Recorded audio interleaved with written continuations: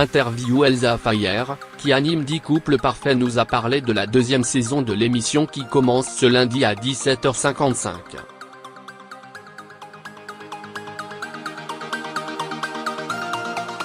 Ce lundi, l'émission de télé-réalité 10 couples parfaits revient sur TFX, à 17h55 et à la tête du jeu qui permet à 20 personnes de trouver l'âme sœur, aka leur match parfait, Elsa Fayer, qui prend beaucoup de plaisir à aiguiller les candidats dans leur quête de l'amour.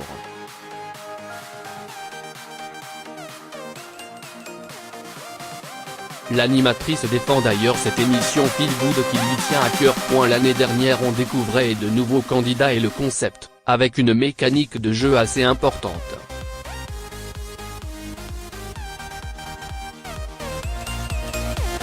C'est vraiment un jeu de dating, pas une télé-réalité classique avec des enjeux mineurs.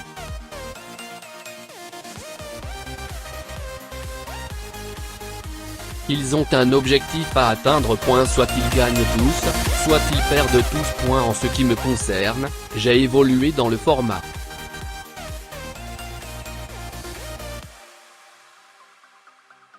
La première année, on essuie un peu les plâtres de ce nouveau programme proposé en France.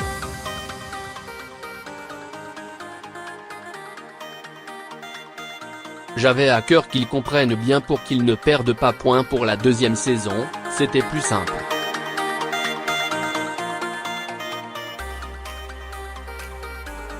Les candidats connaissaient les enjeux. Je suis vraiment dans l'observation quand j'anime.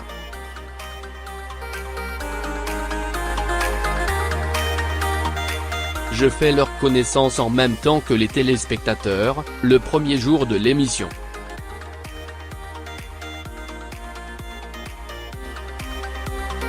Mon flair, mon instinct, mes qualités me font aller vers les uns les autres, pour leur soutirer des informations sur ce qu'ils attendent du jeu, de l'autre, du couple.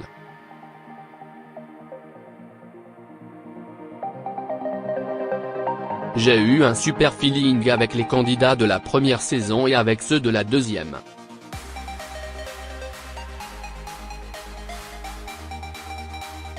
Le jeu, je trouve ça intéressant d'avoir une vraie mécanique de jeu. Tous les éléments ne sont pas gratuits, ils obligent vraiment les candidats à sortir de leur zone de confort.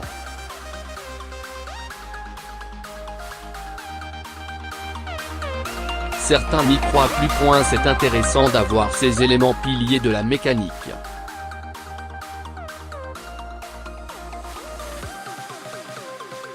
Les candidats vivent à la fois une thérapie de groupe et une thérapie personnelle.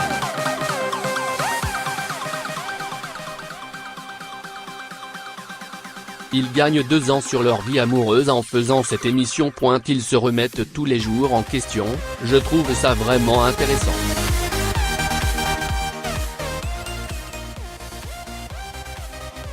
C'est vraiment une belle émission. C'est le premier jeu sans élimination, donc ça fédère l'équipe.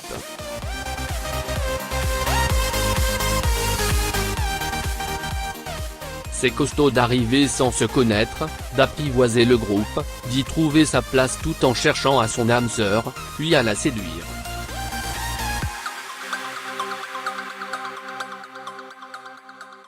La motivation de la cagnotte les pousse à s'apporter de l'aide entre eux, leurs amis leur évitent de refaire les mêmes erreurs.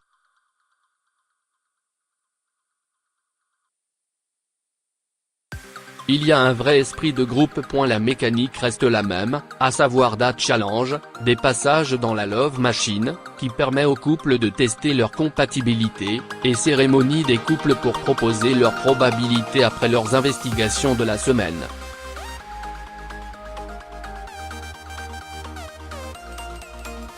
Les fondamentaux restent les mêmes, mais nombreuses surprises qui viennent pimenter la deuxième saison, avec des personnalités hautes en couleur, qui n'ont pas peur de prendre des risques.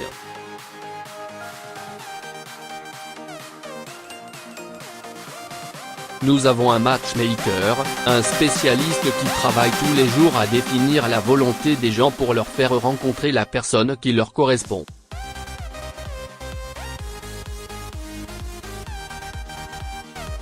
Ça prend un temps faramineux pour vraiment trouver des personnes qui se correspondent.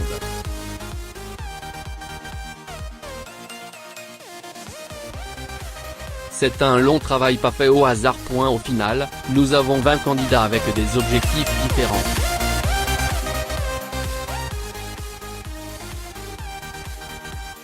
Il en est dans une configuration très différente par rapport au reste du groupe.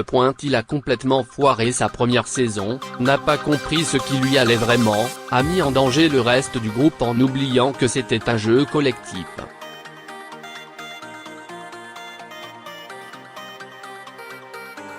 Il revient tout neuf, tout frais. Il évolue dans cette saison. On attendra les audiences de cette seconde saison, mais il y a des chances.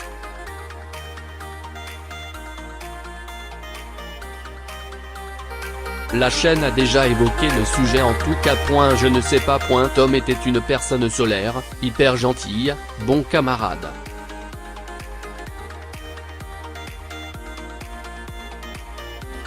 Il fait partie des jolies rencontres que j'ai eues dans ce métier. Il était différent des autres candidats de télé-réalité.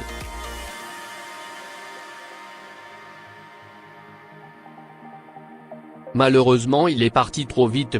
Je suis sûr qu'il va nous couvrir de son joli sourire.